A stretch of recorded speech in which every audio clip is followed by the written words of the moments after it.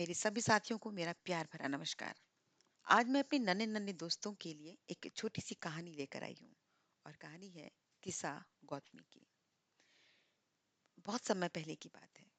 उस वक्त महात्मा बुद्ध के विचारों का, उनके व्यक्तित्व का प्रभाव जन सामान्य पर बहुत ज्यादा हुआ करता था।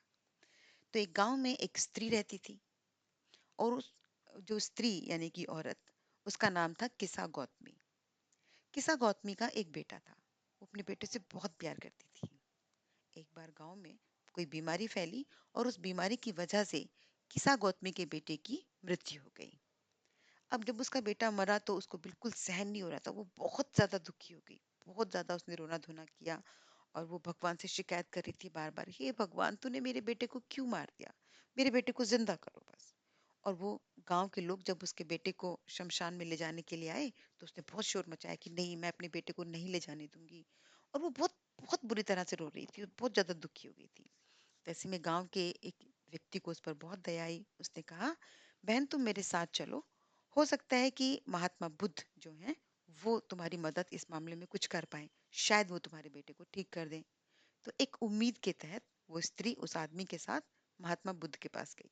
और उसने कहा, हे महाराज, हे भगवान, बस आप ही का सहारा है। आप मेरे बेटे को ना जिंदा कर दो।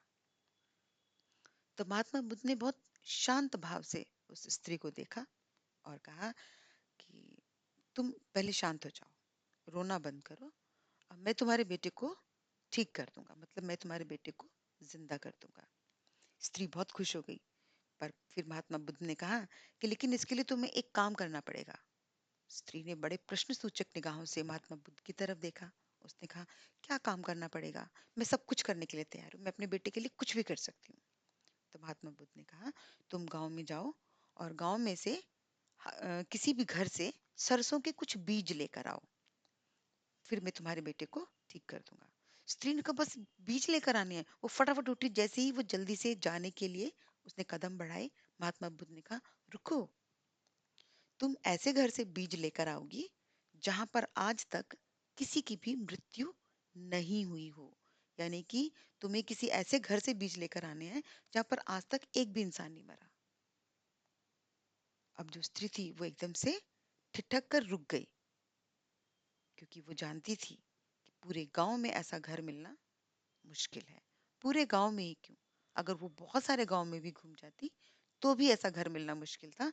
क्योंकि हर किसी के घर में जो बड़े बूढ़े लोग हैं, जो बहुत बहुत बूढ़े हो गए थे, उनकी मृत्यु हुई थी। तो ऐसा घर तो मिलना मुमकिन ही नहीं था। तो वो हाथ जोड़कर फिर महात्मा बुद्ध के सामने खड़ी हो गई। तब महात्मा बुद्ध ने उसे शांत भाव से समझाते हुए कहा कि देखो, ये तो जीवन चक्र है। दुनिया में ऐसा कोई भी इंसान नहीं है, कोई भी ऐसा घर नहीं है जहां पर कभी किसी की मृत्यु ना हुई हो। तो जो प्रकृति के सच होते हैं, अगर हम उन्हें मान लें, स्वीकार कर लें, तो हमारा जीना सरल हो जाएगा। और जो यहाँ पर हैं, उन्हें हम अपना मानकर उनका साथी बन सकते हैं या फिर उन्हें अपना साथी बना सकते हैं। तो वो जो स्त्री थी, उसकी आंखों में आंसू। वो तो पहले से ही परेशान थी, लेकिन अब उसका मन बुद्ध के वचनों से जो है वो शांत हो गया था। तो उसे वहां पर, मतलब एक तरीके से कहूँ मैं कि ज्ञान की शायद या कुछ जानकारी की प्राप्ति हुई, जिससे उसका मन शांत हुआ। और वो फिर बुद्ध की शरण में आ गई। बुद्धम शरणम गच्छामि। उम्मीद करती हूँ कि आपको ये कहानी पसंद आई होगी। और अगर ये आपको कहानी पसंद आई है तो इससे सीख भी लें और इसके साथ मतलब आनंद महसूस कर सकते हैं आप।